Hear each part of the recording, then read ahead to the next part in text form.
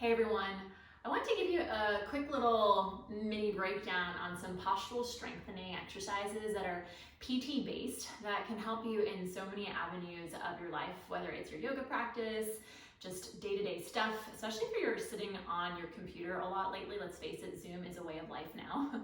And what can tend to happen with those lifestyles in front of the computer, in front of the phone, is this forward flexion or kyphotic posture. So the antidote to that is extension, right? Some thoracic extension, but also strengthening of the muscles at the posterior aspect of your rotator cuff, deltoids, and middle scapular area. So one of my favorites that I just sometimes forget about, but we just did this yesterday with one of my clients, is prone over the ball in I, T, and Y. For my yogis, you might know it as locust variations. But I'm gonna have you try this more of a PT version of it. So ideally have a stability ball like this. If you don't have one, you could go over a chair or an ottoman. So as you come over your ball, ensure that your spine is elongated. So think about pressing the crown of your head towards the wall in front of you and push your heels back behind you. So I'm maintaining a plank-like position. From here, I'm going to engage my glutes and pull in my core. And my back is neither really lifted up nor lowered all the way down, somewhere in between. All those cues should help with engaging core, engaging glutes.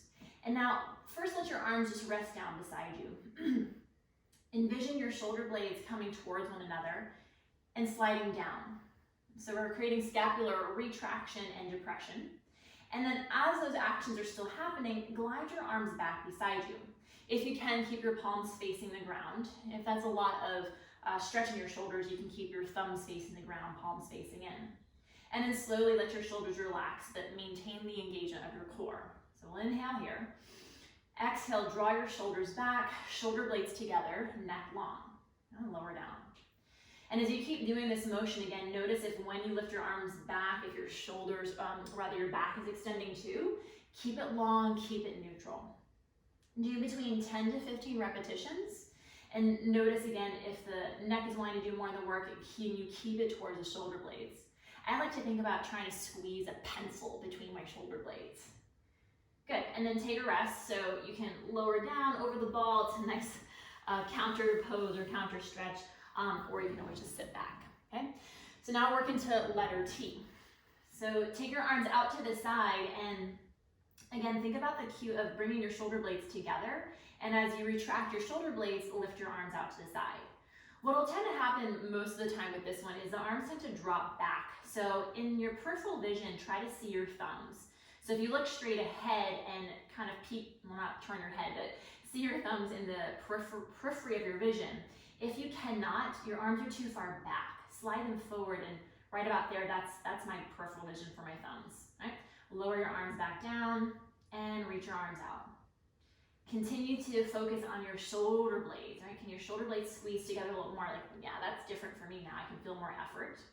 And then lower down, right? Abs are still engaged, glutes are still turned on, neck and head are long. Between 10 to 15 repetitions, and then relax again. You can just fold over the ball or sit back. And then the last one is letter Y. So we'll take the arms out in a Y position, so about 45 degrees out.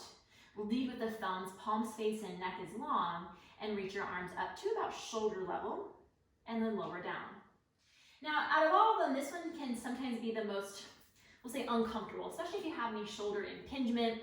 So limit the range of motion as you need, and notice where your upper traps might want to be doing a lot of the work. So if that's true for you, right, continue to think about pressing the crown of your head forward, and maybe even just shorten the range of motion, right? Between 10 to 15 repetitions, and then slowly relax down. And already, I feel some work happening in my shoulder blade area.